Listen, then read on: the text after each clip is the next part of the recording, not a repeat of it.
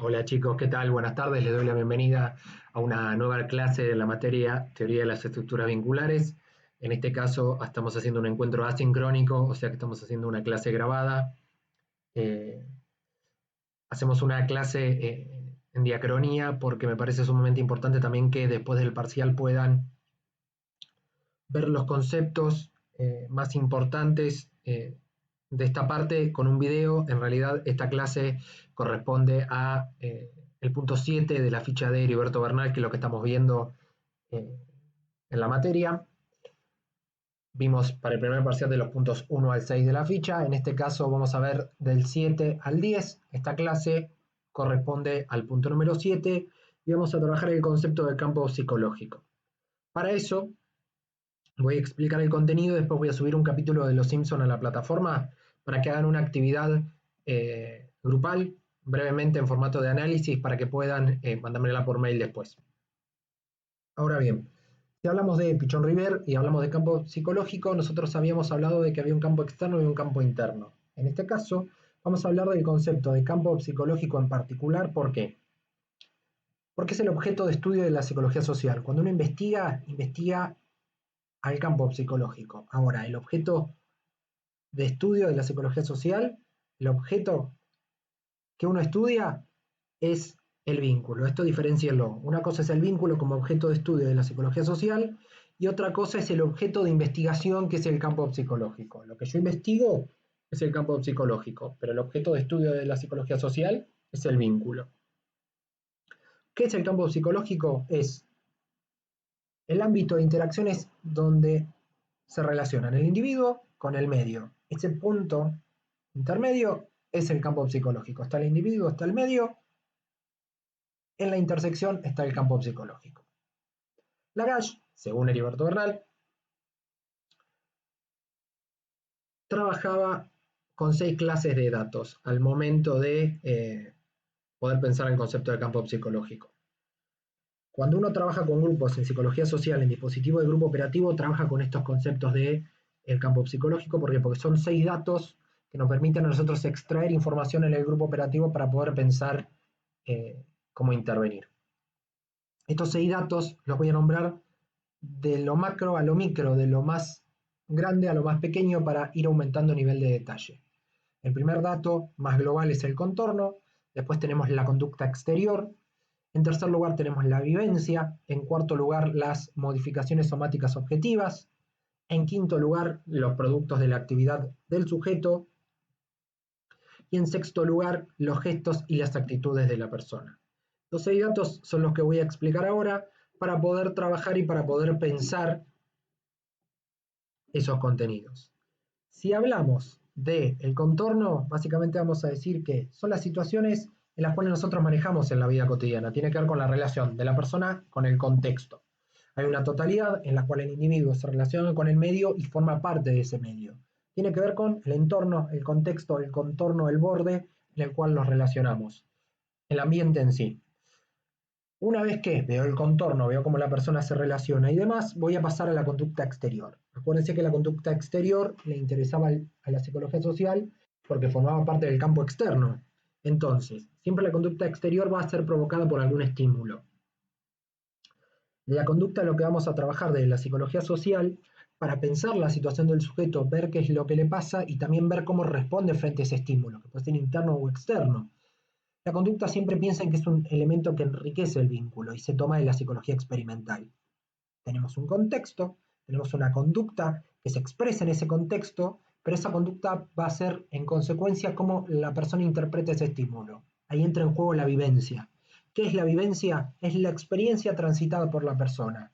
Cómo la persona vivió esa situación, cómo la transitó y a su vez esa vivencia va a ser expresada en la conducta exterior y lo que yo esté diciendo sobre la base del impacto. Si alguien viene y me grita, yo puedo quedarme callado, le puedo pegar una trompada, me puedo ir, puedo mirar para abajo. Hay diferentes maneras de reaccionar en la conducta, desde la conducta exterior.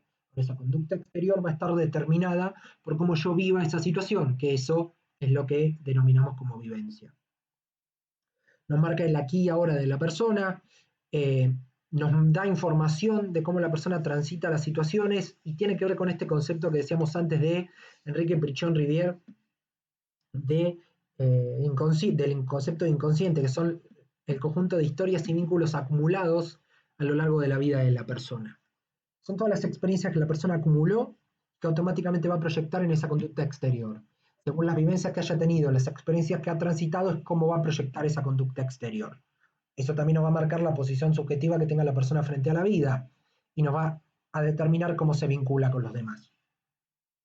Una vez que vemos el contorno, vemos la conducta exterior que es la respuesta a ese contorno y vemos la vivencia de cómo la persona transita esa situación, vamos a ver lo que se llama MSO o modificaciones somáticas objetivas. MSO, modificaciones somáticas objetivas.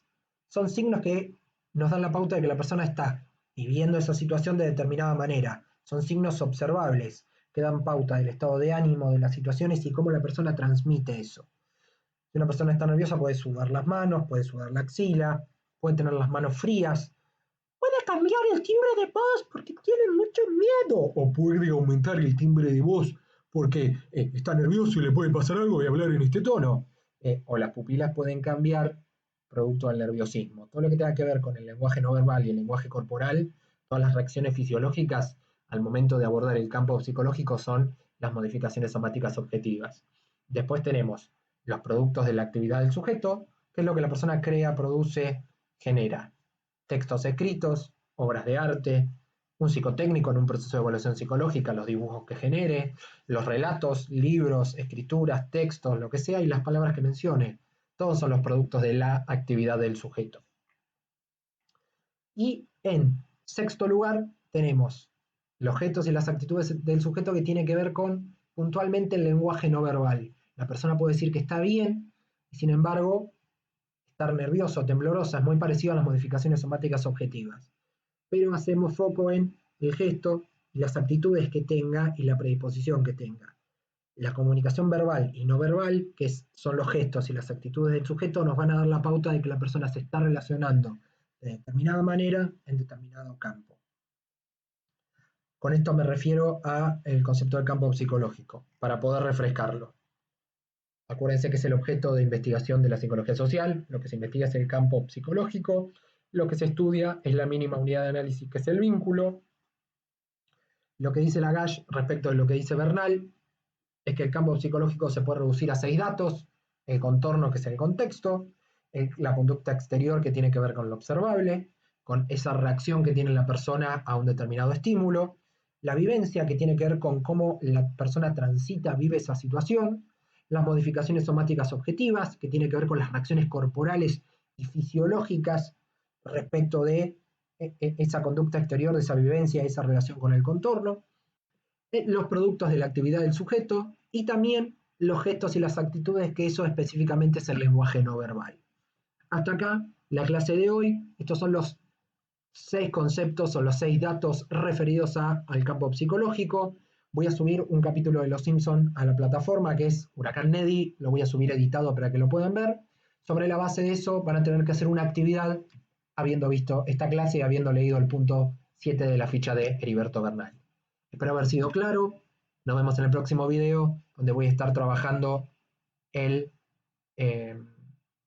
punto 8 de la ficha, donde vamos a abordar el tema de los pares antitéticos. Desde ya muchas gracias. Será hasta el próximo video.